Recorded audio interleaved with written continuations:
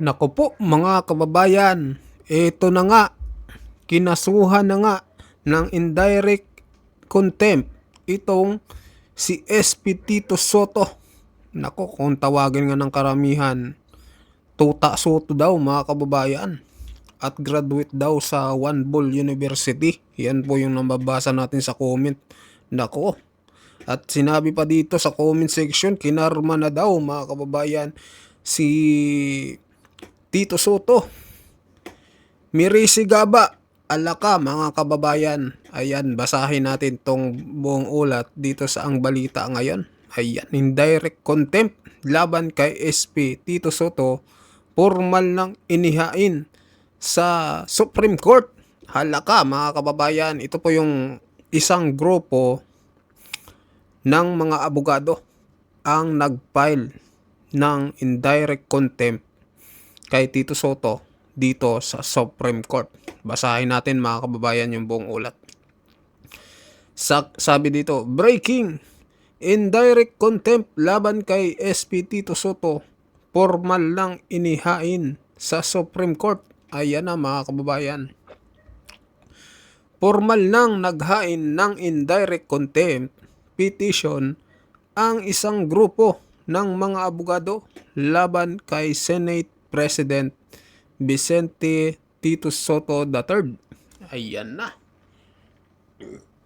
Nako mga kababayan, sa Korte Suprema ngayong Biyernes, Pebrero 13, 2026. Ayan. Sabi pa dito, pinangunahan ni Attorney Ferdinand Topacio ang grupo na nagsampa ng petisyon kaugnay ng umano'y mga pahayag ni Soto laban sa desisyon ng Korte Suprema sa impeachment complaint laban kay Vice President Sara Duterte. Nako, ang daming kalaban ni Tito Soto mga kababayan, no? Kamakailan nagsalita na din si Justice Leonin patungkol dito nga sa pahayag ni Soto sa desisyon ng Korte Suprema sa impeachment complaint laban kay Vice President Sara Duterte. At tila hindi siya sang-ayon sa naging desisyon at kung ano-ano pa yung pahayag niya na mga sinabi sa Korte Suprema, no, na hindi daw patas yung naging hatol ng Korte Suprema. At maraming ang nagalit dito kay Tito Soto na kesyo mas magaling pa daw ito sa Korte Suprema mga kababayan. Nako, eto pa. Ayon sa mga abogado, ang ilang naging komento ng Senate President ay maituturing umanong public scorn o lantad na paglapastangan ng hodikatura na lumalabag sa inaasahang respeto sa pinakamataas na hukuman ng bansa. Ayan. Sa kanilang petisyon, iginiit ng mga naghain na bagamat may karapatan sa malayang pagpapahayag ng opinyon, ang sinumang opisyal may malinaw na hangganan ito, lalo na kung nagmumula sa isang mataas na lider ng pamahalaan. Ayan mga kababayan yung mga nag-file. Yan mga abogado po yan. Ito si Attorney Harold Respicio, si Attorney Topacio, si Attorney Jing Paras. Ito di ko kilala, pero abogado dito. Ito si ano naman to, si yung may hawak ng mga USB, nalimutan ko pangalan. Basta yun na yun mga kababayan. Ayan, grupo ng mga abogado at may mga individual din. Ayan. Batay sa dokumentong inihain, hiniling ng grupo sa Korte Suprema na papanagutin si Soto. Halaka mga kababayan. Hiniling pa nila na panagutin si Soto. Nako, pabor to sa Korte Suprema kasi galit din yung Korte Suprema dito kay Soto mga kababayan dahil sa pahayag niya na hindi daw patas yung naging hatol at kung ano-ano yung mga sinabi niya sa mga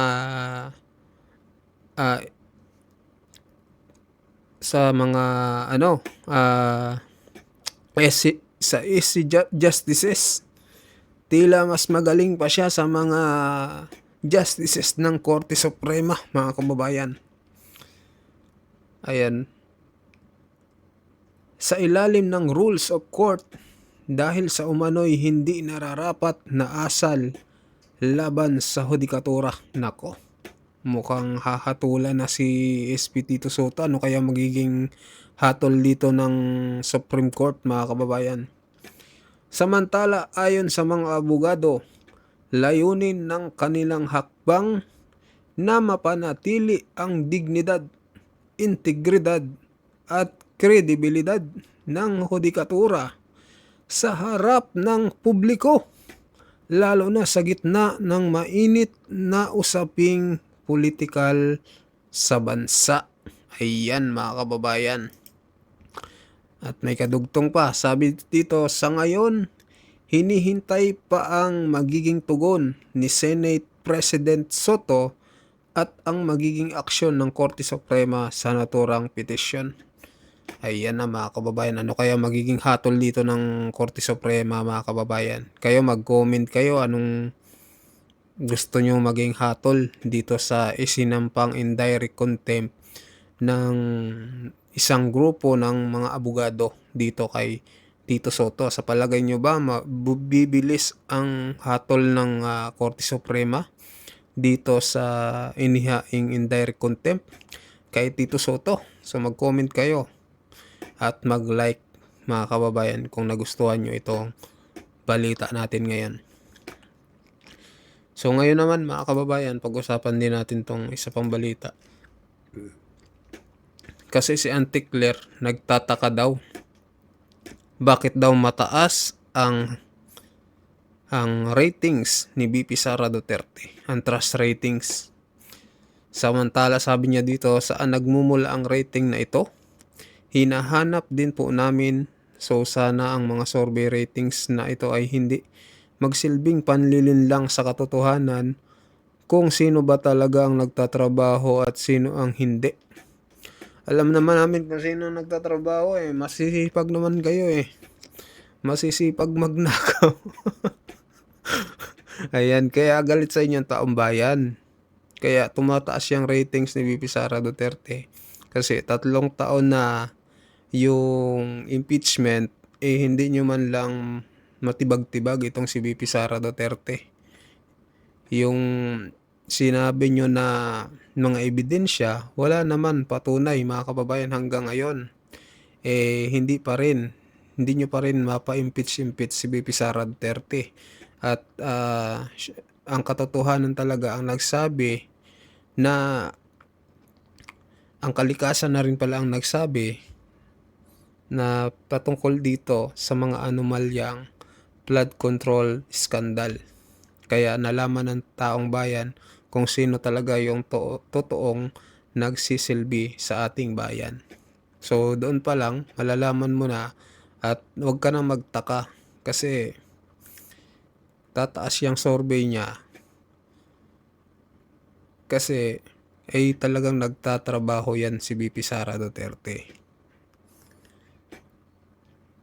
So basahin natin, mga kababayan, yung buong ulat dito sa balita ngayon pa rin. Sabi ni Claire Castro, nagtataka kung bakit ang taas sa survey ni BP Sara. Nagpahayag ng pagdududa ang Malacanang sa pinakabagong survey ng Social Weather Station SWS na nagpapakitang mas mataas ang satisfaction rating ni BP Sara Duterte kumpara kay Marcos Jr.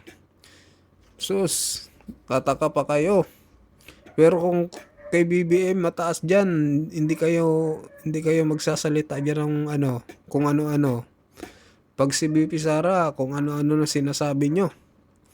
Ayon kay Palace Press Officer Claire Castro, palaisipan sa kanila kung paano nakuha ang naturang resulta, lalo't anyay aktibong nagtatrabaho ang Pangulo habang madalas namang nasa labas ng bansa ang Vice Presidente. Sabi pa dito, saan nagmumula ang rating na ito? Hinahanap din po namin. So sana ang mga survey ratings na ito ay hindi nagsisilbing panliling lang sa katotohanan kung sino ba talaga ang nagtatrabaho at sino ang hindi, ani Castro. Auntie Claire, punta ka po sa account ng OBP kung sino yung unang nagtatrabaho. May kikita nyo po doon na kapag may kalamidad, talagang nandoon po agad ang Office of the Vice President. Saksi po ako dyan kasi tuwing may kalamidad, may mga bagyo guys, talagang nandyan na agad, no? Pag ikaw nakapollow ka sa OBP page, makikita nyo doon talagang nakahanda na yung mga truck na naglalaman ng mga relief goods, no? Na ipamamahagi sa mga nasasalanta ng bagyo. At may kasama pa yung mga financial, mga kababayan, na ibibigay. Kahit wala po dyan si BP, pero bihira lang ho natin makita, no? Na wala dito si BP. Talagang lagi siyang nandyan. Itong sinasabi ni Auntie Claire na lagi na sa ibang bansa, malamang ipinakulong niyo si former President Duterte. Alam naman hindi dalawin niya ni BP Sara Duterte. Dadalawin niya talaga yan. Tatay niya yan eh. Kaya yan na yung sinasabi ni Auntie Claire na lumalabas daw ng bansa. Malamang talagang dadalawin niya yan si former President Duterte. At sinasabi niya na hindi nagtatrabaho. Nagtatrabaho yan. Nagtatrabaho po yan si BP Sara Duterte. Number 1 yan na pinupuntahan agad yung mga nasalanta ng bagyo. Hindi katulad kay PBBM, 3 days to 5 days pa bago pumunta. 'Di ba? Hindi niya nga alam na Lumindol, mga kababayan, sa ano bang lugar 'yun, sa Cebu? 'Di ba? Tinanong siya. Lumindol.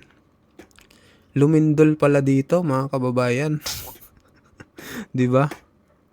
Kaya wag ka na magtaka, Auntie Claire, na mataas talaga ang ratings ni BP Sara Duterte. Kasi makita naman natin si former President Duterte dati, bumaba yan sa pwesto na mataas ang ratings niya sa pagkapangulo.